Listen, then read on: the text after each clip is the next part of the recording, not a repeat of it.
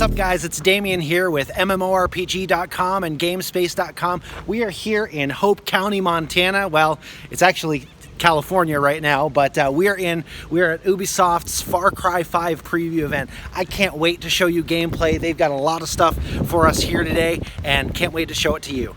Last week, Ubisoft invited us to participate in their immersive Far Cry 5 preview event at the Rhinestein Ranch in Livermore, California. This event was complete with a firing range for slingshots and crossbows, ATVs, a meet and greet with everyone's favorite in-game pupper, Boomer, and a supervillain-style helicopter entrance from the game's charismatic preacher, Father Joseph Seed. Let's take a listen.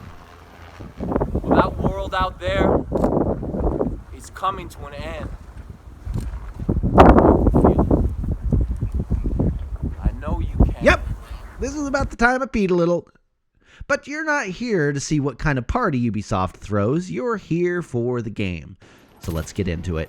Far Cry 5 is an open-world, first-person shooter with RPG elements that puts you into the boots of a sheriff's deputy.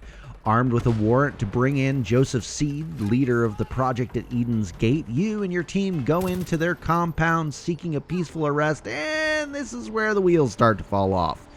This moment sets you onto a path to uncover what is actually going on in Hope County, Montana. Once you finish the opening sequence, a carefully crafted tutorial that doesn't feel like a tutorial, you get to traverse the gorgeous countryside and navigate how to best liberate it from the family Seed and the drove of crazy followers of the project at Eden's Gate, or Peggy's for short. Oh yeah, did I mention that Joseph isn't leading the project at Eden's Gate by himself? His brothers John and Jacob, along with sister Faith, join the crazies that you will encounter. Punch buggy cultist! The game takes on a choose-your-own-adventure vibe, with the open world being truly open. If you want to go fishing, find a rod in a quiet spot and put your line in. If you want to get behind the wheel for some stunt driving like Hope County's venerable Clutch Nixon, find his monuments and keep that engine hot. But if you want to immerse yourself in the conflict, taking out cult outposts and liberating the locals, you're going to need some extra firepower. Let's just say Hope County isn't without its residents looking to take this cult down a peg or two. Far Cry 5 has a guns for hire system that allows you to bring some of the locals into the fight. I found this exceptionally handy in those moments where mistakes were made. While a good number of the guns for hire are the everyday folk of Hope County, you will run into some people with exceptional skills, specialists, if you will. Take Jess Black, for example. With her bow and stealthy capabilities, she's like puppy farts, silent but deadly. Speaking of puppies, Far Cry 5 has a Fangs for hire system as well. We've already been introduced to Boomer in Ubisoft's promotional material, but there are also cougars and my personal favorite, a diabetic bear named Cheeseburger. What's not to love? As you fight through Peggy territory and liberate areas, you will earn resistance points. These points will cause you to draw the attention of that area's cult leader, and they will push back. And a close encounter with Jacob Seed that could have gone far better than it did, but I won't spoil that for you. The RPG elements continue with the Perk System.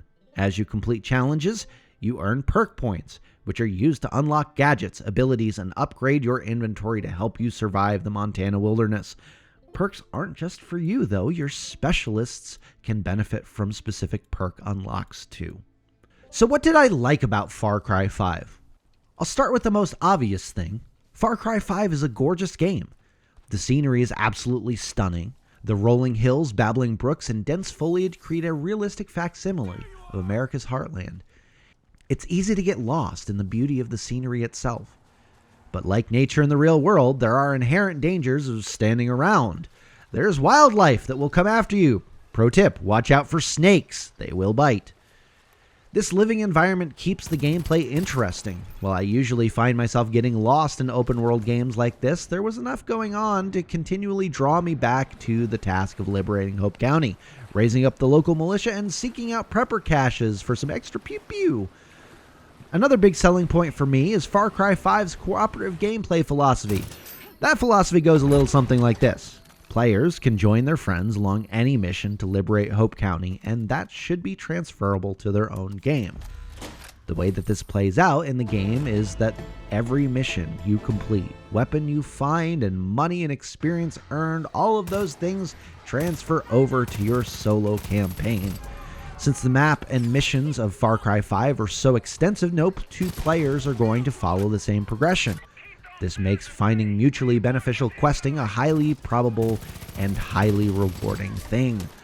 I'm curious to see whether or not this is limited to 2 players in a session, though. On the downside, there is some tethering in the cooperative mode, and in some missions, if one player dies, you have to start the mission over again.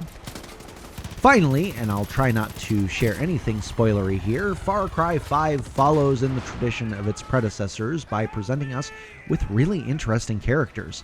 While the Guns for Hire have intriguing stories, it is the villain who takes the center stage. Joseph Seed, voiced and modeled by Greg Brick, is calm, calculated, and charismatic. He's measured in a really menacing way. His silver-tongued sermons and spiritually abusive tactics have poisoned the minds and hearts of the people to the point of gaining ownership over them. His cultic tactics are in line with their real-world counterparts, in no small part to Richard Ross of the Cult Education Institute, not to be confused with Rick Ross. With all this in mind, should Far Cry 5 be on my radar? Well, that depends. Far Cry 5, like its predecessors, is a very mature title with some very dark humor and theming. But within its rating, it has a room to cover some very real ground when dealing with the themes of cultic activity. These considerations may not be game breakers for you, but they are something to be aware of, especially if your 12-year-old asks for the game. If you've never played a Far Cry game but like a free-roaming open-world experience like the Fallout franchise or Skyrim, this game might be your entry point into the franchise. However, if you get choice paralysis easily in non-linear games, it's still worth playing, but you might want to find a more focused friend to play alongside. We are still a month away from launch, but you can be sure that Far Cry 5 is not short on content, interesting characters, or explosions. And Lord knows we love us some explosions. For more news on Far Cry 5, keep it locked in here at GameSpace.com and MMORPG.com.